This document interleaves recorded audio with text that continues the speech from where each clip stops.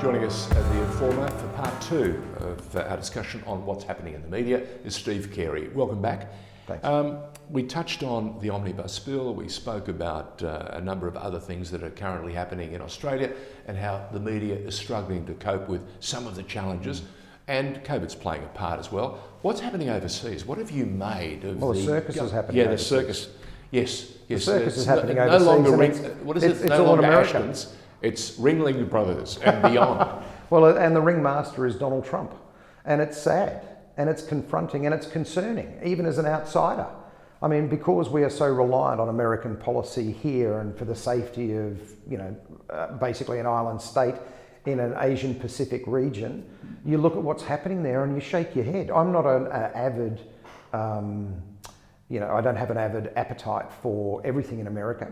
But I must say Trump has galvanised me because he is not only a showman, but he galvanises hate or love. You can't feel he makes you feel passionate either way, doesn't he? Graham Kennedy said, make sure they love you or hate you, don't be beige. Yeah, correct. The worst thing you can be is boring. And Donald Trump is anything but that. But what I worry about is we are living in these times of history, and some of the imagery coming out is iconic in every sense. It reminds me of the napalm girl in Vietnam. It reminds me of the flag raising in Iwo Jima. Now we've got Donald Trump coming straight out of Walter Reed, ripping off the mask. What does that say to everybody and those administrators, those health officials who are trying to get people to stay safe? What does it say to the families of more than 200,000 people now who've died in the United States? The man lacks empathy, from my view.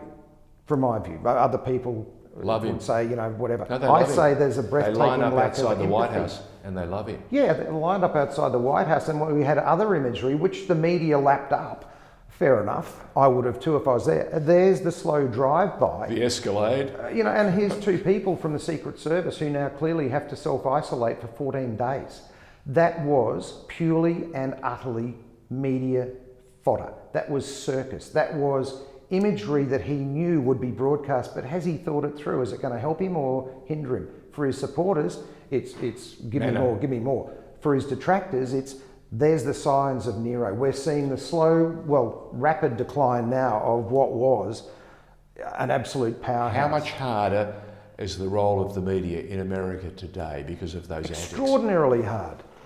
Extraordinarily hard, because here you might be getting a couple of tweets about you're a bastard and lay off the Premier. Over there you're getting punched, you're getting hit, you're getting threatened by people who are inflamed to the point they are carrying guns in public, which they have a right to do.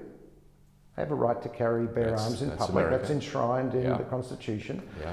But you've got these people who are so inflamed by Donald Trump, either pro or anti, that they're marching the streets armed. Now, I would have said, a year ago, it's impossible that we could ever even conceive there might be civil unrest to this level in America. But now we're seeing it all the time. And we're coupled with the Black Lives Matter rallies right across America. Look at the debate. Now, if I want to win a debate, I'll just keep talking at you, George, and I'll raise my voice and I'll say you're an idiot and your family's stupid and you've got history, and I'll keep interrupting you. What does that add to the debate? Nothing. What does that tell me? How does that educate me to decide? What about the moderator? What do you do? The moderator is caught between a rock and a hard place. Yeah. But the moderator in that case, if I was moderating it, I would have just gone down mics, lights off, and walked off. Absolutely. And Make a statement. But let's see what happens, because then the media is getting some control. Because at the moment the media is being manipulated by somebody who is a reality TV specialist, and this is the greatest show on earth at the moment for all the wrong reasons. Who would want to be a writer for Netflix at the moment? You can't make this stuff up. And it's compelling. I mean, it is compelling, but it is grotesquely compelling, because you've got somebody who wields the enormous power and privilege of being the President of the United States, who has now, there's a White House cluster.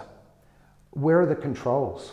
Where is the safety? What is this telling the people who are there? He said today, this is the greatest thing that's ever happened to me. COVID is the greatest thing that's ever happened to me because it's taught me something. Well, the lesson I want to let people know is stay safe. Don't do as I say, do as I do. You wouldn't do that, would you? No. Before we go, Yep. the media around the world is looking on, as I said, in absolute askance. Cannot believe what's going on. What do you believe Putin and the head of the Chinese Communist Party is thinking at this precise moment? Opportunity. That's what I think they're thinking. I think we're seeing the slow decline of a great American superpower. empire. The American, it's tearing itself apart, and it's sad to see, and it's frightening. Yeah.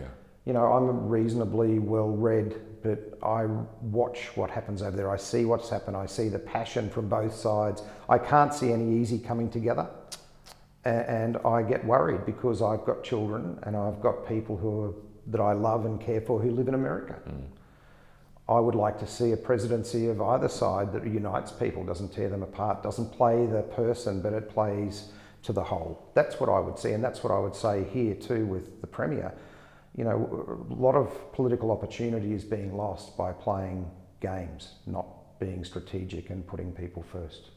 We say time and time again in a campaign, you campaign for your party and your interests, but when you ascend to the chair or you ascend to the office, you then are supposed to govern for everybody. You have an obligation to do what's right, as the media has an obligation to ask the hard questions and to be listened to and to put that opinion out without fear or favour to anybody that's watching. And I think the journalists by and large do a bloody good job under very difficult circumstances at the moment, and all power to them. And if I had one thing that I would do as news director now, I would get and engage some young gun to come into the newsroom and say, righto, how do we engage with a generation? That might be a topic for another time. Right. Steve Carey joining us on The Informer.